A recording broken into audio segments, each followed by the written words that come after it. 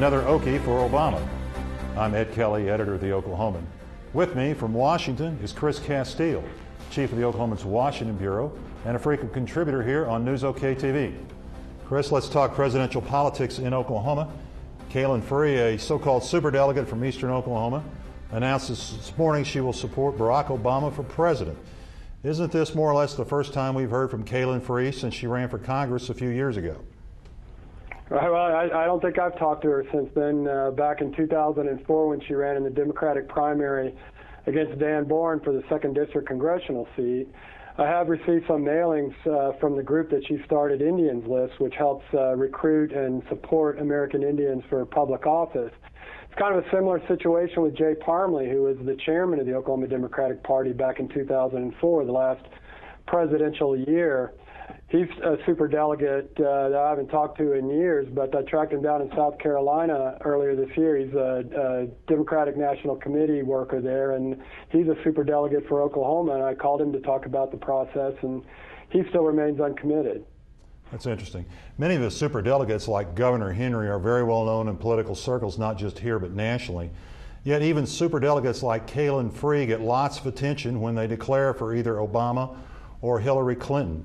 Is that because the race nationally for superdelegates' support is so evenly divided? Yeah, absolutely, that's the case. In the past, the actual superdelegate votes were meaningless by the end of the process, and now these superdelegates like Kalyn, Jay Parmley, whoever they may be, being courted probably almost daily by one of the two camps. And each of their votes count the same. I mean, Kalyn's vote counts just as much as Governor Brad Henry's vote as a superdelegate.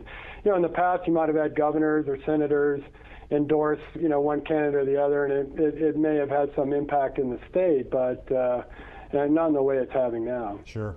Hillary Clinton carried Oklahoma by a wide margin, as you recall, back in the Democratic primary election on February 5th. But Obama has support of 4 of the 5 superdelegates from Oklahoma who've declared so far. Any surprise in this strong showing for Obama, even though he fared so badly in our state?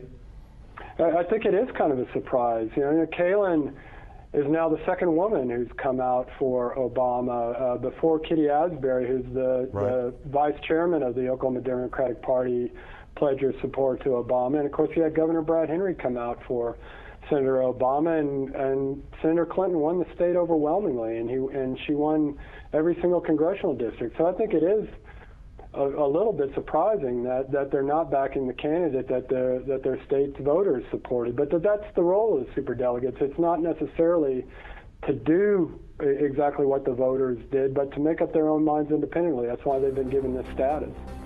Hey, thanks, Chris. Stay here on NewsOK.com for continuing coverage of presidential election 2008.